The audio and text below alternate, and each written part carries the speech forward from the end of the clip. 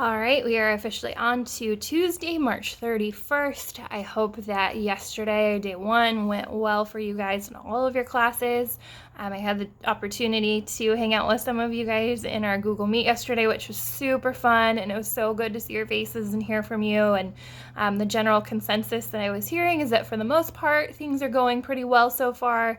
Fairly simple and easy across the board. I know some of your classes are still kind of trying to figure things out, so just bear with your teachers for a little bit. It's going to take some getting used to and some adjusting for all of us. But today, we've got some old stuff, some stuff that you're familiar with, and some new stuff. You'll see on the list of things to do today that I am going to send you over to No Red Ink. I think most of you have probably encountered this program before. I know that I have used it in previous classes. We've not used it this year, but I think a lot of you will be kind of familiar with what it is. We are going to be using it for both grammar and some writing practice over the next several weeks or however long we are doing this. So I provided a link there that should ideally take you directly to our classes site. If it does not, though, you can go to the No Red Ink website and log in. You might have to set up a new account if you don't have one already. If you already have one, then you'll just have to log in and then add in the specific Google Class code that you'll see within your Google Classroom. And there should be two assignments waiting for you. They're both dealing with adverbs and how to use them. I know that probably sounds super basic and elementary, things that you have done before, but I think that it is really good review and practice, and it's also something that I don't see many of you really utilizing in your writing, and it's one way that you can really kind of enhance and develop and make your writing stronger by incorporating adverbs, both in creative writing, in nonfiction texts, in your essays, just all sorts of writing can really benefit from the use of adverbs. So I want you to kind of refamiliarize yourself with adverbs and kind of how to use them appropriately. Okay, so those two assignments are in there for you. Again, technically, they're assignments for today, so I try to have them done by the end of the day so that you don't get behind. But with everything else, they are not technically due until Thursday, so you have some time on that if you can't get to it today. And then the other thing is a little more Things Fall Apart reading. So today I'm going to have you going through chapters 19 and 20.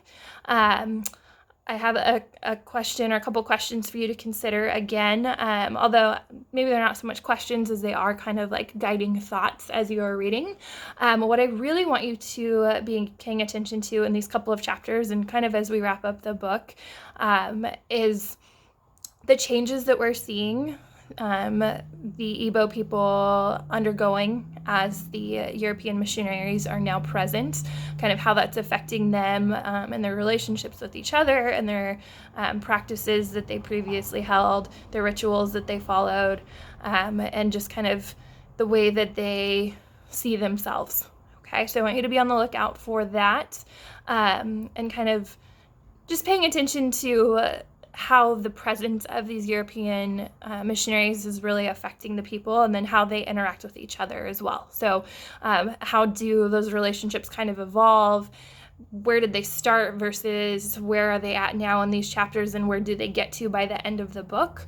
Kind of seeing how that coming together of these two cultures kind of advances or develops the characters a little bit more and how it shifts culture, okay?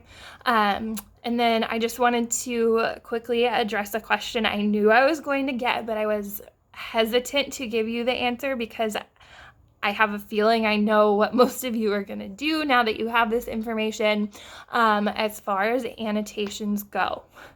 I thought a lot about it. I considered a bunch of different options. And really with kind of how we're working now and the fact that there are actually some students who don't have their textbooks or not their textbooks, but their books with them anymore because they left them maybe at their lockers at school. There's really no way for me to sufficiently collect and check annotations. So should you be doing them? Yes. Okay. This is a really really good habit to get into. It's a really essential skill for you to have, not just in English, but across life, across any subject that you're dealing with.